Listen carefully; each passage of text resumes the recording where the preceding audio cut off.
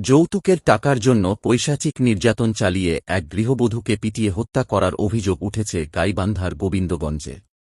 এ ঘটনায় মূল অভিযুক্ত ঘাতক স্বামীকে গ্রেপ্তার করেছে থানা পুলিশ। দীর্ঘ আইনি জটিলতা ও পুলিশি প্রাথমিক অনীহার দেয়াল টপকে আদালতের হস্তক্ষেপে অবশেষে মামলা দায়ের হওয়ার পর পুলিশ তৎপর হয়ে অভিযুক্তকে গ্রেপ্তার করা হয়েছে। আব্দুল হান্নান আকন্দের তথ্যে ও ভিত্তিও নিয়ে বিস্তারিত প্রতিবেদন। গাইবান্ধার গোবিন্দগঞ্জ পৌরসভার চক গোবিন্দপুর গ্রামের মিন্টু শেখের তরুণী কন্যা লিজা আক্তারের সাথে একই গ্রামের খলিল মিয়ার ছেলে বাঁধন শেখের পারিবারিকভাবে বিবাহ সম্পন্ন হয়।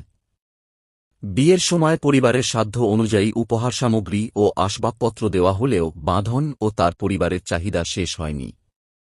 বিয়ের মাত্র কয়েক মাস পার হতে না হতেই বাঁধন এবং তার পরিবারের অন্যান্য সদস্যরা লিজার ওপর যৌতুকের জন্য মানসিক ও শারীরিক নির্যাতন শুরু করে।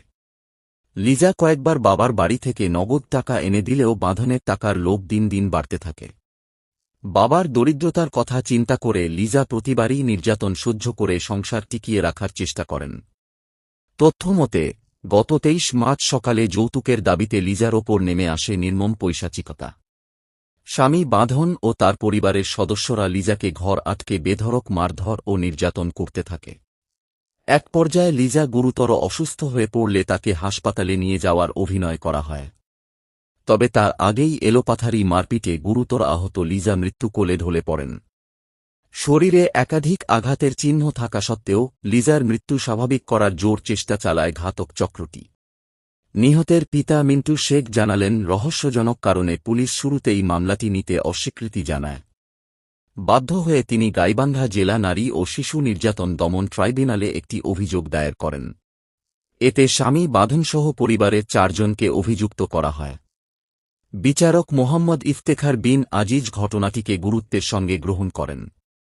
তিনি বিষয়টি নিয়মিত এজাহার হিসেবে রেকর্ড করার জন্য নথিপত্র গোবিন্দগঞ্জ থানার ওসির নিকট প্রেরণের নির্দেশ দেন। আদালতের সুস্পষ্ট নির্দেশনা গোবিন্দগঞ্জ থানায় পেছানোর পর নড়েচড়ে বসে পুলিশ। আদালতের নির্দেশ অনুযায়ী বিষয়টি অবিলম্বে নিয়মিত মামলা হিসেবে নথিবদ্ধ করা হয়। মামলা রেকর্ডের পরপরই ঘাতকদের ধরতে ভোররাতে গোবিন্দগঞ্জ থানার একদল চৌকস পুলিশ অভিযান চালিয়ে লিজা হত্যার প্রধান অভিযুক্ত ও পাষণ্ড স্বামী বাঁধন শেখকে চক গোবিন্দপুর গ্রামের নিজ বাড়ি থেকে গ্রেপ্তার করে।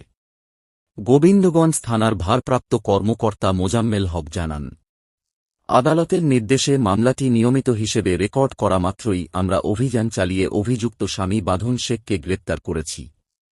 সোমবার তাকে আদালতের মাধ্যমে জেলহাজতে প্রেরণ করা হয়েছে। ঘটনার সাথে জড়িত অন্য আসামিদের গ্রেপ্তারে পুলিশের অভিযান অব্যাহত রয়েছে।